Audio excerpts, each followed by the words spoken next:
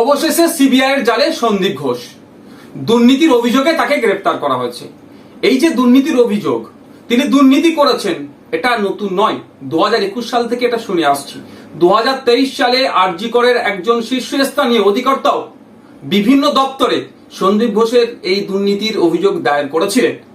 মুখ্যমন্ত্রীর নিজের দপ্তর থাকার পরও কেন এতদিন তদন্ত করা হয়নি?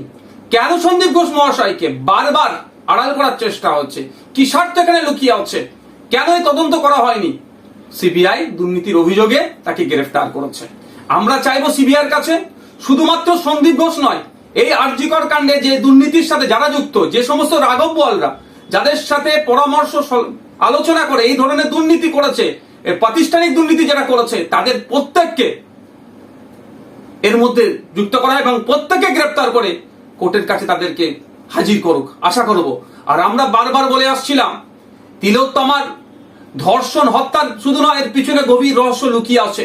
আমার তিলোত্তমা দিদি নিশ্চিতভাবে এই দুর্নীতিগ্রস্ত নেতাদের, দুর্নীতিগ্রস্ত মানুষদের কিছু রহস্য রাজ জানতে পেরে গিয়েছিল, সেই জন্যই তাকে ধর্ষণ করে নৃশংসভাবে হত্যা করা হয়েছে।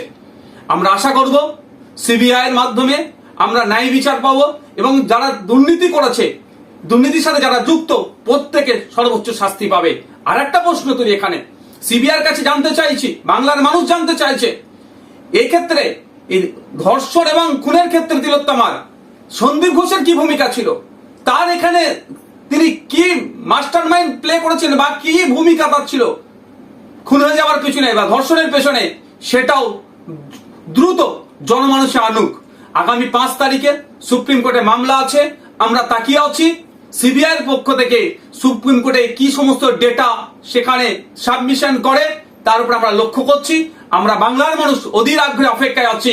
জাস্টিস ফর তিলোত্তমা কোনোভাবেই এই আরজি করের যে ঘটনা ঘটেছে মেনে নেওয়া যাচ্ছে না, মেনে নেওয়া যাবে না। আগামী দিনে এই ধরনের কোনো না ঘটনা ঘটে, তার জন্য রাজ্য প্রশাসন, সিবিআই এবং কেন্দ্র সরকারকে আরো সক্রিয় হতে হবে।